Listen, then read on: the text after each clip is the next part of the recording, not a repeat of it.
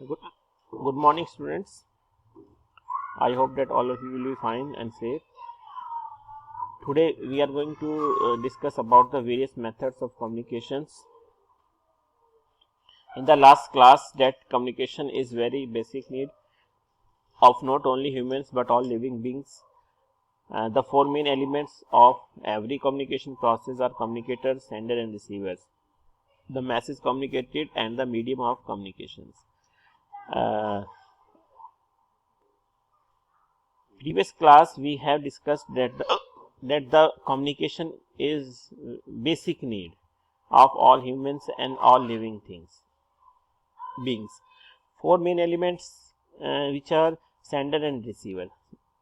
Students, who is the sender and receiver? Sender are those persons who sends the message and receivers are those persons who receive the message. Okay, and third one is the message communicated. What message you want to communicate and medium of communications. And last is the medium of communications. Medium of communication means आपका medium क्या है message send करने का. Email है, what's message है, written है, voice telephonic conversation है, WhatsApp. Now verbal communication makes the 35% of our entire communication process. Rest 65% of non-verbal communication. Verbal communications makes the communication process में 35% जो है वर्बल कम्युनिकेशन का रोल है और 65% नॉन वर्बल का है. Verbal communication is done using the language we know to communicate. Verbal communication जो हम करते हैं वर्बल कम्युनिकेशंस, वो एक लैंग्वेज को, जो लैंग्वेज आपको जिसमें आप एक्सपर्ट हैं, जिसको आप जानते हैं, ठीक है, उसमें हम वो कम्युनिकेट करते हैं. Verbal communication occurs in two ways. ये टू टाइप से होता है, oral and written. The language in verbal communication is denotative and as well as connotative. Denotative is the general meaning of the word, is defined in the dictionaries. Connotative meaning the word is not its literal meaning but what it refers. For example, he is mad at me, he is mad about me are carrying two different meanings of the word. Mad, first mad means mad, angry, while later mad means liking.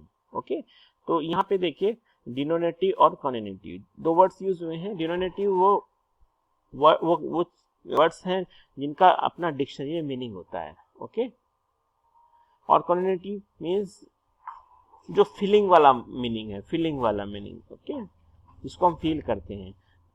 जैसे he is mad at me, यहाँ पे angry है, mad का meaning, and he is mad about मी, वो मेरे लिए बहुत ही पागल है, मेरे लिए बहुत ही क्या है, केयर करता है. That is mad about me. There are the different meanings. In this chart you can see verbal communication 35%, non-verbal communication 65%. Now oral communication has another mean. It is telephonic conversations which need certain specific skills. जब आप कोई telephonic conversations करते हैं तो उसमें कुछ चीज़ों का आपने ध्यान रखना है, कुछ स्किल्स होने चाहिए. ग्रीटिंग द पर्सन्स, कैसे ग्रीट करना है, good morning, good evening, good afternoon, hello sir, how are you, वो all things. Listening skills, how can we listen the skills. Listen, सामने वाली बात को आप कैसे सुन रहे हैं. टोन, आपकी टोन कैसी है जब आप बात करते हैं फ़ोन पे. वॉल्यूम, आपकी वॉल्यूम कितनी है, ना ज़्यादा ना कम होनी चाहिए. Pace of voice, command over language, आपका जो कमांड है उसके ऊपर आपका, लैंग्वेज के ऊपर आपका कमांड होना चाहिए. Short focused conversations and completing the conversation on A positive note. Short होना चाहिए और आपका टारगेट फोकस उसी पे होना चाहिए जो टॉपिक है, और completing the conversation on A positive note, और एक पॉजिटिव नोट पे ही आपका कन्वर्सेशन को खत्म होना चाहिए. Written communication is a direct, to the point, concise, not too short, not too long, and it is generally does not carry connotational meaning. Words mean what they are. This mode of communication needs good command over the language and its grammar writing skills required as per the scenario. Writing communication क्या है आपका, direct है, point two point है, concise होना चाहिए, ना ज़्यादा short, not too long. It is generally does not carry connotational meaning. Words mean what they are. Okay, इसमें आपका जो वर्ड्स यूज होते हैं वो कौन से यूज होंगे, वो सारे डिनोनेटिव होंगे.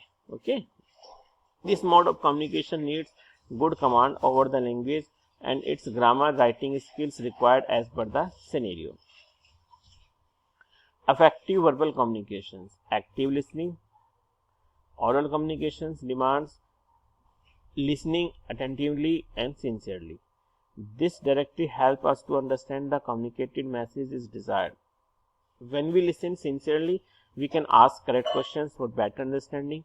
Listening better minimize the chance of misinterpreting the message and avoid misunderstanding and the conflict later. Effective verbal communication. Verbal communication को आप कैसे effective बना सकते हैं, उसके लिए active listening होना चाहिए. Active listening में pay attention, look at who is talking and do not talk. जो हम बात कर रहे हैं, जिससे हम बात कर रहे हैं, उसको हमें attention देनी चाहिए. Look at who is talking, जो बात कर रहा है, कौन बात कर रहा है, उसकी तरफ ध्यान देना चाहिए. डू नॉट टॉक, आपस में बात नहीं करनी चाहिए. आस्क क्वेश्चंस पूछने चाहिए. फॉलो डायरेक्शंस, जो डायरेक्शन आपको मिली है उसको फॉलो करना चाहिए. Visualise what is being said, जो बोला जा रहा है कन्वर्सेशंस में उसको आपने विजुअलाइज करना है. उससे क्या होगा कि आप जो बेटर क्वेश्चंस पुट कर सकते हैं. ओके, और मिसअंडरस्टैंडिंग और कॉन्फ्लिक्ट की चांसेस बहुत कम रह जाते हैं. Clarity on background and purpose of communication. For a smooth and successful verbal communication, sender, speaker and receiver, listener should be clear on the agenda, purpose of communication. They should share some common understanding as to why the communication is taking place. Clarity होनी चाहिए, purpose पता होना चाहिए कि communications का purpose क्या है. ठीक है, दोनों के बीच में एक कॉमन म्यूचुअल अंडरस्टैंडिंग होनी चाहिए, सेंडर और लिसनर के बीच में. Concise, clear and direct message. जो आपका मैसेज है वो कंसाइज होना चाहिए, संक्षिप्त होना चाहिए, क्लियर होना चाहिए, डायरेक्ट मैसेज होना चाहिए. ठीक है, उसमें कोई कॉम्प्लिकेटेड इन्फ्रेंस नहीं होनी चाहिए जैसे कि बाद में कोई कंफ्यूजन क्रिएट हो. अननेसेसरी डिटेल नहीं होनी चाहिए उसमें. Language and vocabulary. Command over the language and choice of appropriate words that justify the contents is very important. Both sender, speaker, receiver, listener should share common understanding of the language being used as medium of communication. So it is important to keep in the mind certain important points before communicating and responding to the message, such as be prepared before communicating. पूरी तैयारी करनी चाहिए आप communication से पहले. Anticipate responses for better communication, और hope रखना चाहिए कि आपको बेटर रिस्पॉन्सेज मिलेंगे. Ensure to every word involve, ये भी इंश्योर होना चाहिए कि सभी लोग जो है उसमें इन्वॉल्व रहें और सबको पता होना चाहिए कि टॉपिक क्या है. ओके, तो स्टूडेंट्स इतना ही करिए आप पहले. ठीक है, इसको अपनी कॉपी में नोट्स बनाइए अच्छे से. Till then, thank you and have a nice day.